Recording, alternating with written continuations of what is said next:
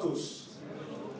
Je suis heureux d'être au milieu de vous et surtout autour de la bonne parole de Dieu que je vous invite à ouvrir, s'il vous plaît, dans l'évangile selon Marc. Alors on va commencer quelque part là.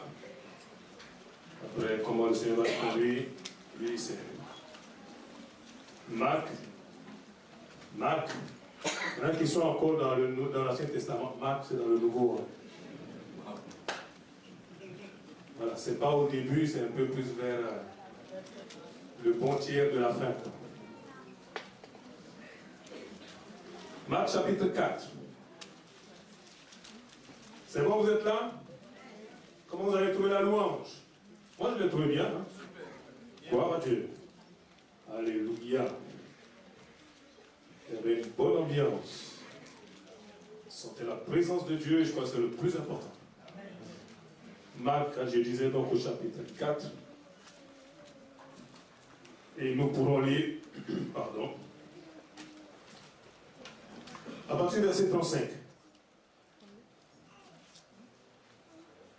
C'est bon? Le 4, 35. 4, 35. 4, 3, 5. Chapitre 4, verset 35. C'est bon? Sinon, vous écoutez.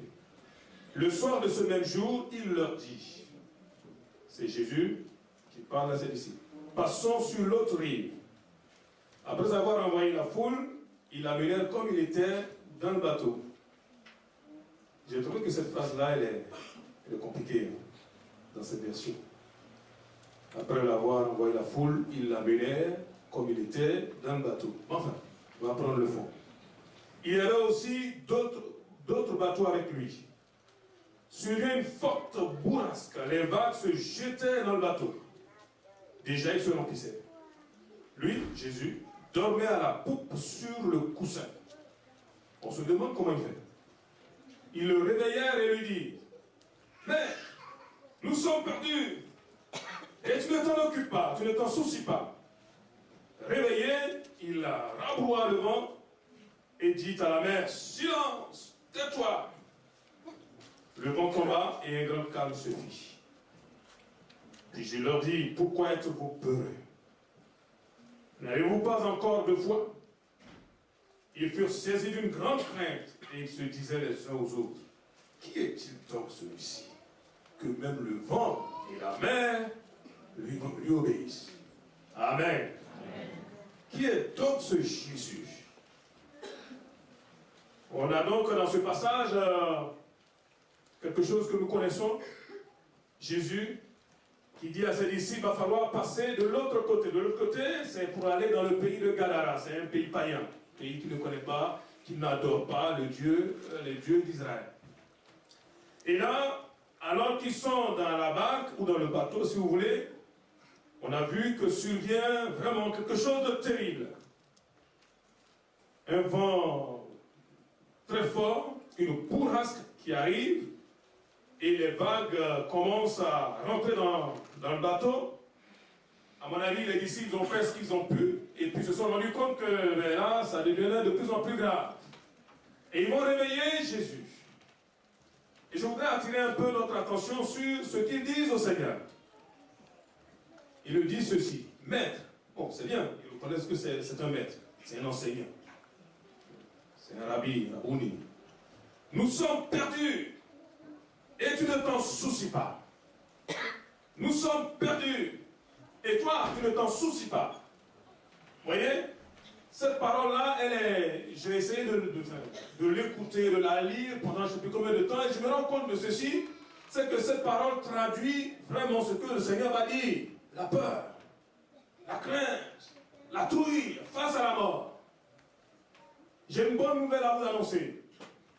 C'est que ce que le pasteur Jean-Claude est en train de dire, là, ce n'est que le commencement de la fin.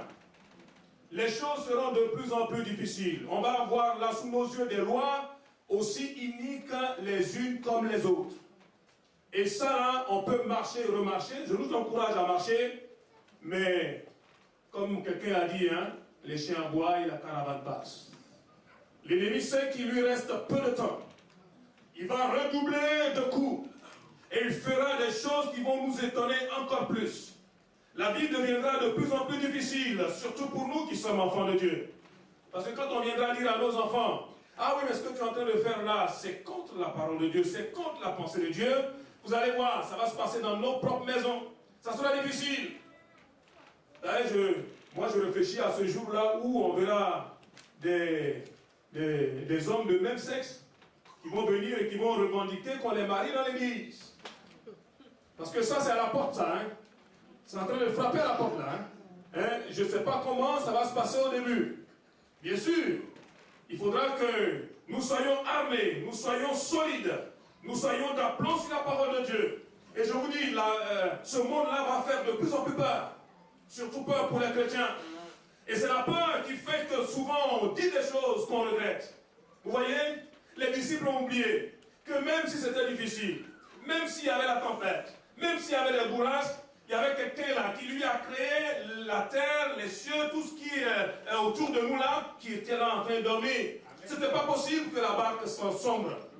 Comme je disais tout à l'heure, vous imaginez Jésus qui vient pour sauver l'humanité, il est là dans une petite barque, sur la mer de Galilée certainement, et puis là on va dire non, il est mort. Il est mort comment? Non, il s'est noyé. Il s'est noyé dans la mer de Galilée. C'est pas possible. Mais vous voyez, quand la trouille arrive, quand on craint pour notre vie, quand on ne sait plus comment faire, on dit des paroles, on prononce des choses. Et même là, ils sont là en train de dire carrément, vous voyez, nous sommes perdus. Qu'est-ce qui prouve qu'ils sont perdus? Par rapport à ce qu'ils voient. Je voudrais ce matin que nous puissions parler vraiment de la peur. De la peur. Dieu cherche des hommes et des femmes qui ne sont pas remplis de peur. Dieu cherche, je vais dire, une génération qui se lève. Une génération solide. Une génération qui est capable d'avoir une colonne vertébrale pour dire un non à l'ennemi. Pour dire un non à ce siècle. Amen. Avec ses lois uniques. Dieu cherche des hommes et des femmes qui sont capables de dire « Ainsi parle l'Éternel ». Amen. C'est de cela que le monde a besoin. Amen. Nous sommes, comme ces disciples-là, aussi en voyage. Nous sommes dans une barque. La barque, c'est notre vie. Et Dieu merci, pour la plupart d'entre nous, Jésus est entré dans notre barque. Jésus est dans notre vie. Amen. Amen. Mais ça ne veut pas dire que nous n'aurons pas de tribulations. Ça ne veut pas dire que nous n'aurons pas, si vous voulez, de temps en temps des bourrasques, des turbulences. Ça viendra. Comment Jésus peut être dans ma vie et puis je peux avoir des choses comme ça. Et Jésus était dans la barque là, mais ça n'a pas empêché qu'il y ait des bourrasques. Amen. Amen. Jésus était assis, même plus, il était en train de dormir, tranquille. Et pourtant, il y avait des turbulences. Il y aura des moments difficiles, bien-aimés. Mais Jésus est là. Amen. Amen. Comme nous l'avons chanté, parce qu'il est là, moi je suis tranquille.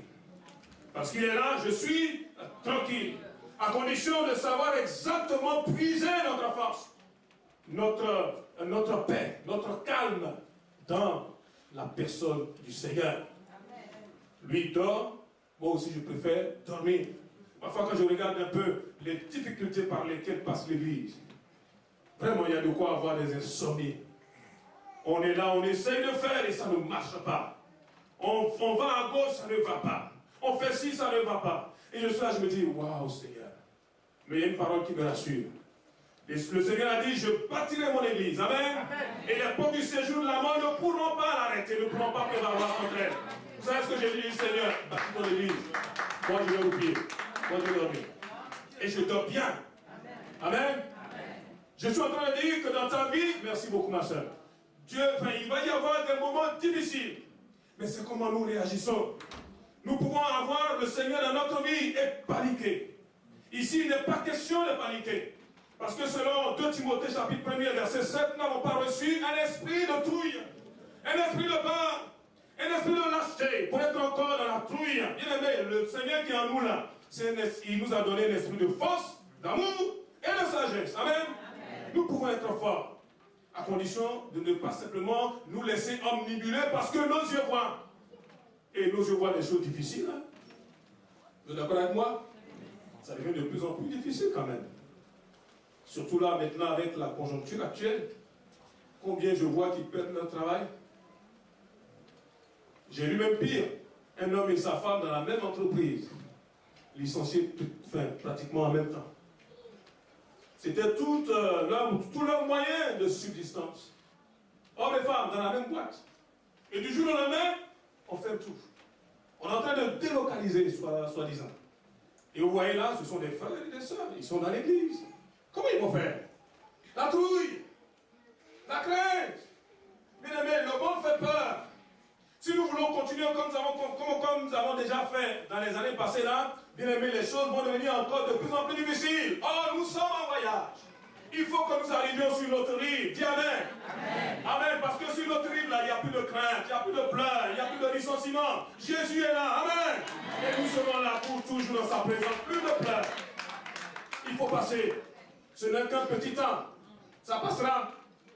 Un jour, on regardera en arrière, on dit, waouh, ça valait quand même la peine d'être avec le Seigneur. Parce que qu'est-ce qu'un homme peut gagner? La Bible dit, même si un homme gagnait même tout ce monde entier, si personne n'a, et ça lui sert à quoi? Aujourd'hui, tu as de l'argent, aujourd'hui, tu as des moyens, aujourd'hui, tu as des biens, aujourd'hui, tu as des talents, des compétences, mais demain, là, on sera tous la poussière. Poussière. Et ça va te servir à quoi? S'il y a quelqu'un dans l'assemblée là qui ne connaît pas Jésus, j'ai un conseil à te donner. Vraiment, cherche Dieu. Amen. Donne ta vie au Seigneur, parce que c'est ce qui vaut la peine. Ce monde-là n'a rien de solide.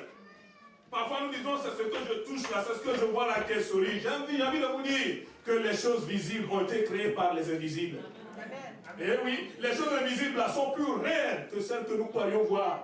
Alléluia. Et le Seigneur nous attend dans ce domaine. Cette année, il va falloir apprendre à marcher, non pas de façon naturelle, mais de façon surnaturelle. Alléluia. Quelqu'un peut dire Amen. Amen. Et la première chose qui va se dresser sur ta vie, c'est la peur. Vous avez remarqué que c'est l'âme de ce monde, peur. Même je vois là, nos soeurs, là, quand elles ont peur. Parce qu'il y a des fous furieux dehors. Même ton enfant, il n'y a pas longtemps, il y a un frère et sa famille qui sont allés prendre une maison quelque part un peu plus loin vers Soissons. Je dis, mais pourquoi vous allez si loin? Ah oui, mais on a trouvé un endroit super. Ok. Mais après, il ne dormait plus. Parce que quand tu habites à Soissons et que tu travailles, je ne sais pas moi, à l'autre bout opposé là, tu dois traverser Paris, ça veut dire qu'il y a des moments où monsieur et madame sont à perpète, excusez-moi, et c'est leurs petits-enfants là qui sortent de l'école, qui sont obligés de traverser un petit bois. Pour arriver à la maison, il n'y a personne. Et papa qui est de l'autre côté là, mais il ne dort pas, il ne travaille même plus. Il est obligé là, il dit waouh, tout en train d'appeler ses enfants, il n'est pas tranquille. La maman, je ne vous dis pas. Vous savez, ils ont eu une belle maison, mais ils ne donnent plus. Pourquoi? Parce qu'il y a des fous furieux. Et ils sont là, ils remarquent que chaque fois, à partir de 16h30, il y a une petite fille là qui va traverser un petit bois. Et on est quand même en France, non? On entend aussi des choses. Donc les parents n'étaient pas tranquilles. Vous savez ce qu'ils ont fait? La dernière fois que je les ai vus là, waouh, on revient à Bobigny. J'ai dit, ah bon? Déjà? Dis non, on préfère avoir un petit coin ici, plutôt que là où on était, parce que vraiment, on mettait trop en danger nos enfants. Il y a des fous furieux. Le monde est dangereux. Le monde est difficile. Vous voulez fonder un foyer? Ok, on est tous à l'église. Alléluia, gloire à Dieu, amen. Et tant que vous n'êtes pas encore marié là-bas, ils vont vous promettre tout. Vous leur donnez le bon Dieu sans conversion. Attendez qu'ils vous mettent la bague au doigt. Et on est là, on ne sait pas comment faire. Parfois, on se demande si on est dans l'église. Je vous dis, ce monde-là, c'est l'image de cette mer mouvementée, agitée, troublée, qui est là complètement sens dessus-dessous, mais nous sommes en train de voyager. Amen. S'il vous plaît, on regarde là au bout. Même si c'est difficile. Je disais à quelqu'un tout à l'heure, moi j'ai trouvé un truc pour pouvoir tenir dans le foyer. Vous voulez que je vous dise? Ah, on dirait que les maris sont contents. Hein? Quand ça ne va pas, parce qu'il ne faut pas croire, hein, c'est pas toujours que ça va. Surtout quand tu te réveilles le matin et puis tu regardes son visage et ses cheveux sont en pétard. Quand il n'y a pas encore de couleur là.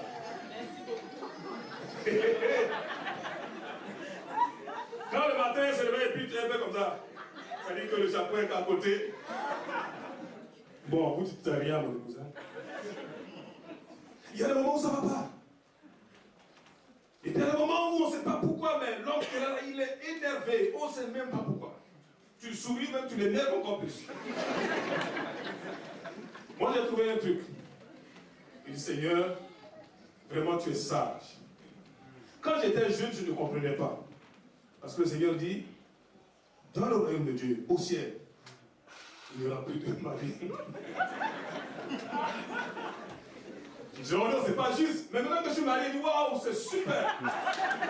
Il y a des problèmes là, je me dis, hey, ça c'était pour en bas ici, là, c'est fini. On n'est plus mariés comme ici, on est frères et sœurs. Amen. Voilà, donc ça va être chaud. Mais il y a un problème qu'il va falloir affronter, la peur. La peur. Quand on a peur, quand la montagne commence à monter, on fait des bêtises. Et certains sont au milieu de nous là en train de s'apprêter à faire des bêtises. Vous entendez ce que les disciples là disent? Quand je vous parle des disciples, vous ne comprenez pas qui c'est. C'est des gens qui ont marché pendant 3 ans avec Jésus. Ils ont eu Jésus comme pasteur. Ce n'était pas pasteur seulement le dimanche. Hein. Non! 24 heures sur 24. Il les a enseignés dans la forme comme dans le fond. Il était là tout le temps avec eux. Ils l'ont vu faire des choses. Mais pourtant, là, quand ça chauffe, ils disent, waouh, on est perdu. Si nous ne faisons pas attention, nous-mêmes là, nous pouvons nous renier. Et pourtant, le Seigneur est là. Ma prière ce matin, c'est que nous soyons forts. Amen. C'est que nous soyons forts. Même si devant c'est difficile, celui qui est en nous, il est plus grand que celui qui est dans ce monde. Dites Amen. Amen. Alléluia. Nous ne baissons pas la tête. Gloire à Dieu. Sois fort. Tiens bon. Le Seigneur est avec toi. Alléluia. Sois fort. La vraie force là, c'est la force de caractère, la force dans la détermination pour obéir à la parole de Dieu. C'est de ça que le monde a besoin, bien-aimés. Non pas les gens qui baissent la tête. Prenez par exemple votre Bible, vous allez voir de quoi je parle dans Luc 22, en parlant d'un certain Pierre qui va malheureusement renier le maître. Quand on dit ça, on dit waouh, même lui, eh oui, si nous ne faisons pas attention, nous pouvons renier le maître. Vous savez qu'autour de nous, il y a des pays où il est interdit de faire tout ce qu'on est en train de faire. On attrape, on poursuit les chrétiens.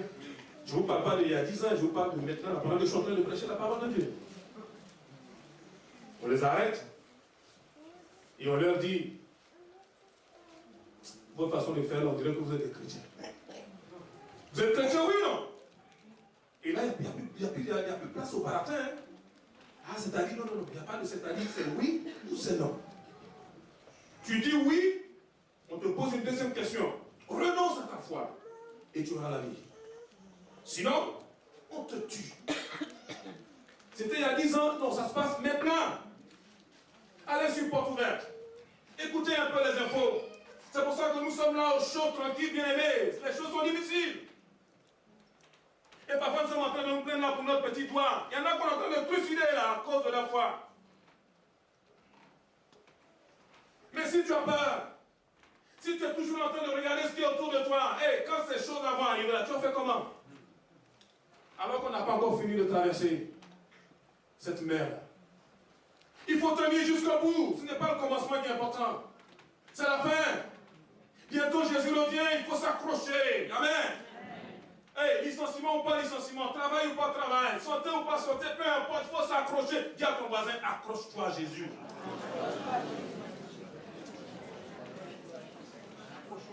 Accroche-toi mon frère. Chers serviteurs dans le ministère, accroche-toi. Accroche-toi beaucoup. Parce que ça commence par nous. Tu n'as pas remarqué que c'est sur toi que les coups viennent le plus souvent? Ah, tu as remarqué toi aussi? Il commence à te taper bien d'abord. Et si toi tu tiens encore debout, maintenant on va s'occuper des autres. Parfois tu ne sais même pas d'où viennent les coups. Tu en vois 3 ou 4 comme ça qui passent. Mais voilà, tu t'accroches au Seigneur. Pierre a marché avec Jésus. Pierre était avec Jésus. Jésus lui a dit, tu vas me trahir. Il disait non. Oui, Pierre disait comme ça, c'était un peu méprisant. Hein. Il disait, même si tous ceux-ci t'abandonnent, il parlait des autres disciples. C'est pas bien. Dis-moi bien. Moi, Peter. Hein, bien. Je t'abandonnerai jamais. Le Seigneur dit, hey, le coq n'aura même pas chanté là. Toi, tu pourras déjà le nier. Il a pensé que c'était une parole de ça. Et quand c'est comme ça, le Seigneur ne discute pas. Quand les choses ont commencé à se passer, je suis sûr que quelque part, ils devaient se dire, mais est-ce que je ne suis pas déjà en train de... Mais non. Quand c'est amorcé, hein. Luc 22. Oh Seigneur, aide-nous.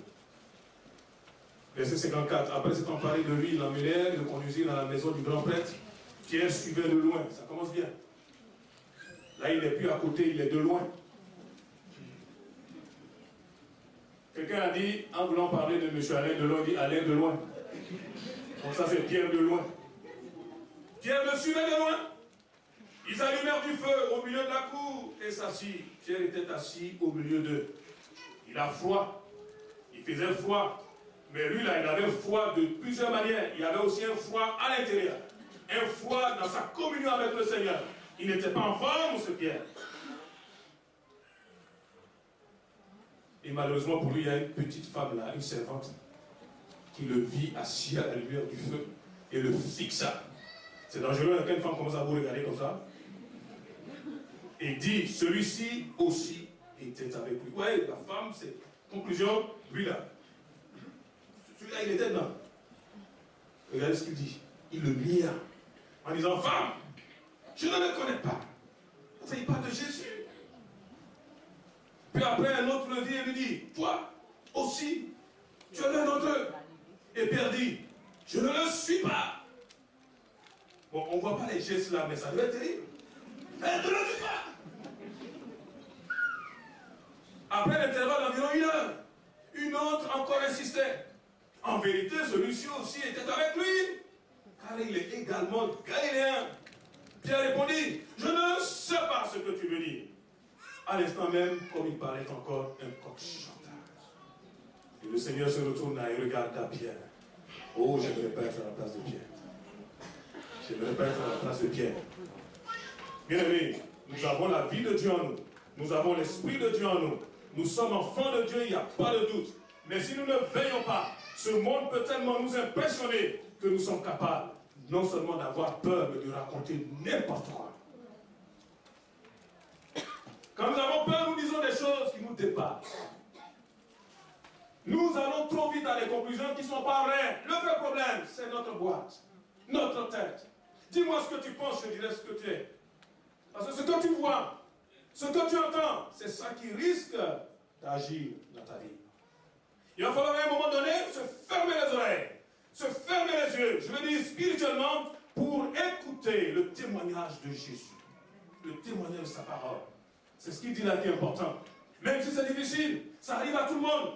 Aucune épreuve ne nous est survenue qui n'a été humaine, dit le Seigneur. Mais avec la tentation ou l'épreuve, Dieu donnera toujours un moyen pour en sortir. Amen. Amen. Et il va falloir que nous fassions confiance à Dieu. Parce que si nous voulons rester sur le plan terre à terre, plat, matériel, physique, humain, et ça arrive très vite à sa limite. Vous avez remarqué? Vous voulez être chrétien, chrétienne, avec vos propres forces, vous n'y arriverez pas. Moi, je vous lance un défi. Vous n'y arriverez pas. Ni aujourd'hui, ni demain. Ce n'est pas possible. Cette vie-là, elle est surnaturelle. Il faut quelque chose d'autre. Il faut quelqu'un d'autre. Et c'est Jésus qui donne la solution. Il dit dans Acte 1, verset 8, mais vous recevrez une puissance.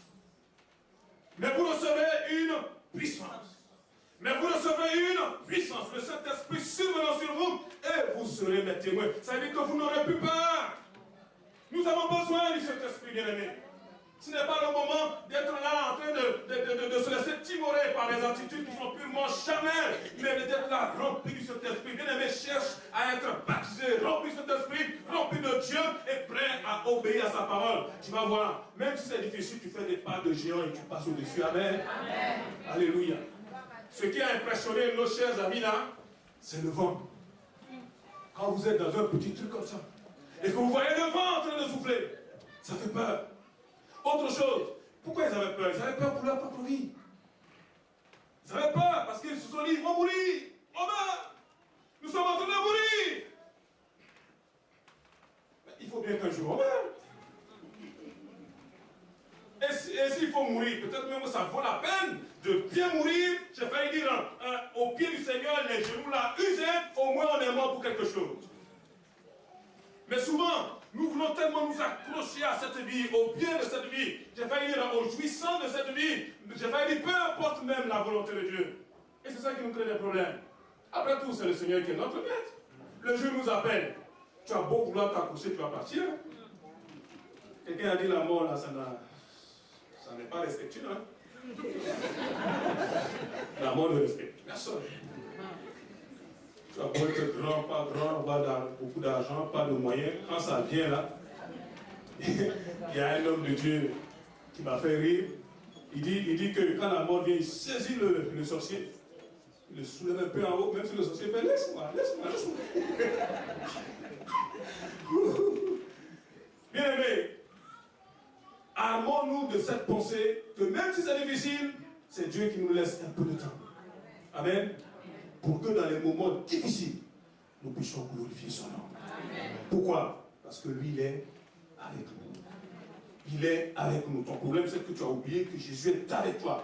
Tu paniques. Hein? Tu es là, tu es en train de raconter n'importe quoi. Parce que tu crois que Dieu t'a oublié. Comment Dieu peut-il t'oublier?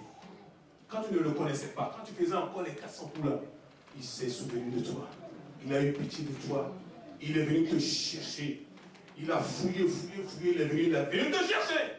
Il t'a récupéré, tu étais sale, j'étais sale. Et il a donné lui-même son propre sang pour te nettoyer. Et c'est maintenant là qu'il va t'abandonner. Même s'il y a la maladie. Et tout le monde est malade, hein. C'est pas une maladie qui nous amène de l'autre côté. Non. Si le Seigneur dit viens là, tu viens, c'est tout. Amen. Mais ce qui est important, que rien ne t'arrête. Sois déterminé. Sois déterminé. Amen. Sois déterminé à obéir à la parole de Dieu. Sois déterminé à faire comme lui te dit de faire. Parce qu'il y aura toujours des difficultés. Un jour, par exemple, Jésus était avec, c'était la première fois, il était avec ses disciples aux noces de Cana, Jean chapitre 2. Vous lisez ça tranquillement chez vous, vous avez dû le lire. Il a nous dit que le vin a manqué. À un mariage. Jésus lui-même n'avait même pas à être là, puisque c'est sa maman qui a été, c'est Marie qui a été invitée. Et Jésus est parti avec ses disciples aussi.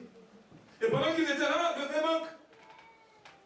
Mais Marie qui connaît Jésus, elle vient. Elle lui dit comme ça, ils n'ont plus de vin. Et Jésus dit, mais franchement, enfin, ce qu'il a dit là, ça veut dire en gros, qu'est-ce que nous avons à faire dans cette histoire? Ça ne nous regarde pas, mais ce n'est pas aussi cru comme nous on le dit en français. Ce n'est pas un problème qui s'adresse directement à nous. Mais sa maman, Marie, qui connaît Jésus, vous savez ce qu'elle dit? Elle se trouve vers les serviteurs là et elle leur dit au verset 5 et 6, faites surtout tout ce qui vous dira de faire. Est-ce que toi tu es en train de faire ce que le Seigneur te demande de faire? Et puis tu es paniqué. Tu es perturbé. Tu as oublié que Jésus est avec toi. Il est avec toi dans ton foyer. Il est avec toi dans ta santé. Il est avec toi dans ton travail, même si tu n'as plus de travail. Il est avec toi quand tu te lèves. Il est avec toi quand tu t'assieds. Il est avec toi, il ne peut pas t'abandonner, mon ami. Amen. Arrête de promener les regards indiens. Dieu est avec toi. Amen. Son nom c'est Emmanuel. Dieu est avec nous, il ne peut pas t'abandonner. La peur. La peur. Oh bien aimé, nous avons besoin d'être remplis de Saint-Esprit. Parce que le même Pierre, là, quand vous le voyez après la Pentecôte, ou le jour de la Pentecôte, c'est quelqu'un de transformé. On a besoin des hommes et des femmes comme ça, qui vont à contre-courant, remplis de Dieu. Leur vie, là, ça ne compte plus pour eux. Ils sont prêts à lâcher leur vie. Amen. Moi, ce qui me surprend, c'est que ces gens-là, à un moment, ils étaient en train de faire la pêche. Jean chapitre 5, Jésus va leur dire, ok, lance le filet. Il a lancé le filet, là, avance un peu en pleine eau, lance le filet. Quand ils ont attrapé beaucoup de poissons, on aurait pu dire, mais bon, qu'est-ce qu'ils vont faire avec beaucoup de poissons? Si vous lisez, à la suite, il est dit, et il laissèrent tout pour suivre Jésus. Ils ont compris que les poissons, là, c'est important, mais il vaut mieux avoir celui qui donne les poissons que les poissons même. Parce que les poissons, là, si tu les manges, ça finit. Or, si tu es toujours là, celui qui donne les poissons, mais tu en auras toujours. Amen. C'est difficile, mais il est avec nous. Ce n'est pas une maladie là qui va te séparer du noir. Amen. Fais confiance à Dieu. Alléluia. Sa parole est puissante, plus tranchante qu'une épée quelconque. Dieu peut te relever. Alléluia. Et même si ça traîne, attends la grâce de Dieu. Ne te lève pas, ne raconte pas n'importe quoi. Parce que nos problèmes, c'est ce que nous voyons. Mais regarde au Seigneur. Je disais tout à l'heure qu'il il y a plusieurs types de témoignages. Lequel vous croyez-vous? Ce que vous voyez? Ce que vous entendez? Ou ce que le Saint-Esprit murmure au fond de vous? Qu'est-ce que vous croyez, vous? Je ne parle pas quand tout va bien, hein? Je parle de quand tout est difficile. Qu'est-ce que vous croyez? Qu'est-ce que vous écoutez? Il y en a parmi nous là qui sont en train de passer par des moments difficiles. Vous êtes en train de faire des projets, peut-être, pour trouver des raccourcis. Ce n'est pas ça la volonté de Dieu. La volonté de Dieu, c'est que quand quelque chose se présente, on n'a pas cherché, mais quand ça se présente, Dieu voudrait qu'avec sa grâce et son esprit, nous rentrions dedans. Amen. Comme un avion là qui est parti, les nuages là peuvent se lever, les bourrasques peuvent se lever, et même une fois qu'on a donné la direction là, on ne va pas dire à l'avion, hey, bon, tu vas faire demi-tour, comme il y a beaucoup de bourrasques là, on va faire demi-tour, et tu as déjà lancé, hein? Tu rentres dedans, tu auras quelques turbulences, mais tu passes quand même. Il faut aller jusqu'au bout, bien aimé. Jésus revient, les temps vont être de plus en plus difficiles, mais le Seigneur est avec nous. Amen. Le Seigneur est avec nous. Le Seigneur, quand il a vu un peu l'état dans lequel se trouvaient les disciples, il leur dit, pourquoi vous êtes peureux? As-tu peur? La peur. La peur. Et à côté de nous, il y a des gens qui n'ont pas la même confession que nous. Qui croient à Dieu, je ne sais pas moi, excusez-moi, mais à des choses qui n'ont ni tête ni queue. Mais ceux-là, ils n'ont pas peur. Dites-moi, qu'est-ce que vous pouvez faire contre quelqu'un qui n'a pas peur? Quelqu'un pour qui sa vie n'a pas de... Il est capable d'exploser sa vie. Vous pouvez faire quoi contre lui? Et je vois dans l'Europe là une menace plus grande qui est en train de se lever. Parce que ces personnes-là, ce sont des personnes qui n'ont pas peur d'abord. Or, c'est nous qui avons la vie, bien-aimés.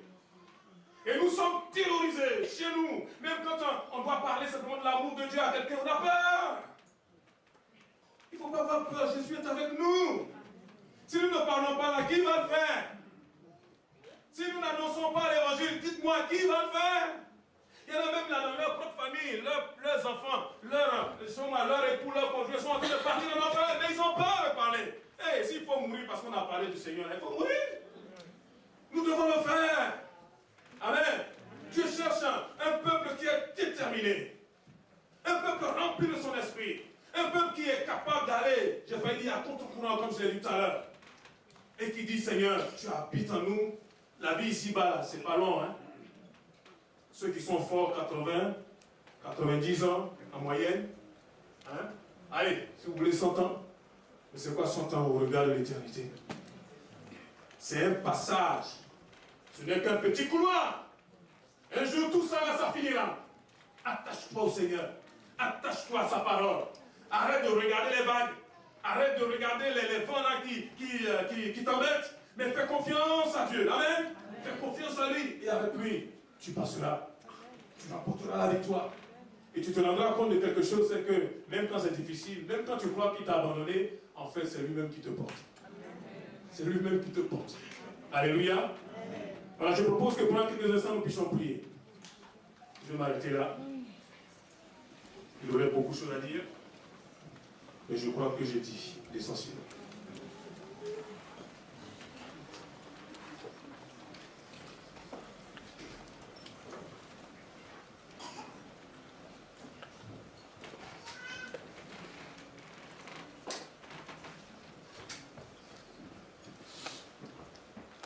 De quoi as-tu peur?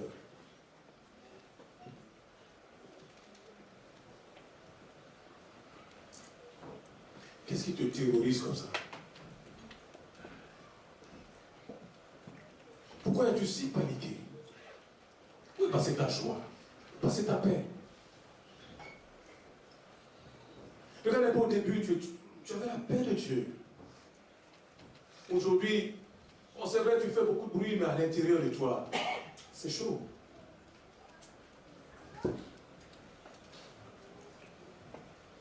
Tu es paniqué.